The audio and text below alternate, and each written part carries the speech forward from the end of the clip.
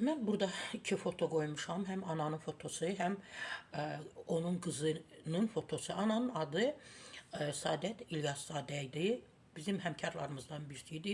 Çox gözəl jurnalist xanımlardan birisi idi. Şəki rayonunda anadan olmuşdu. Və onun bir qızı var idi. Mailə Abbaslı. Təbii ki, var idi. İndi də var. Sadəcə olaraq onu tapa bilmirik. Onu görə bilmirik. Onunla bağlı heç bir xəbər olmadığına görə mən sadəcə onları deyirəm ki, var idi. Təbii ki, indi də var. Mailə Abbaslı hal-hazırda 23 yaşı var. Biz jurnalistlər, onun anasının Səadət xanımın həmkarları onun qızı Mailə Abbaslı'nı axtarır. Dəfələrlə müraciət etmişəm Şəki rayonuna. Orada qadınlar təşkilatı var. Təşkilatın rəhbəri var Arzu xanım. Onunla dəfələrlə danışmışıq. Təbii ki, zəng vurmuşam. Polis idarəsindən danışmışam, bölmənə.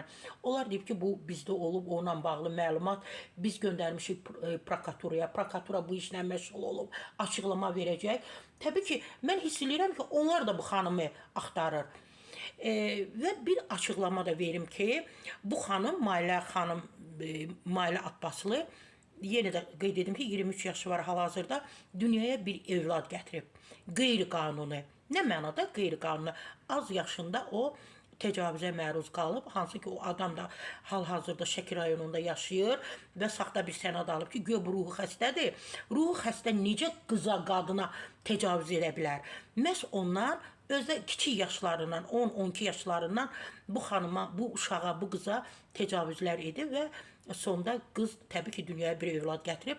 Bizim üçün maraqlı, Mailədən çox o uşağın taleyi maraqlıdır. Jurnalist xanımlara, ümumiyyətlə bütün jurnalistlər üçün maraqlıdır. Narahatlıq ki, dünyaya gətirdiyi uşaq hal-hazırda hardadır? Qız özü Mailə Abbaslı hal-hazırda sığınacaqda yerləşir. Biz məlumat almışıq ki, Zabratdadır. Amma onun uşağı ilə bağlı bizə heç kim məlumat vermir.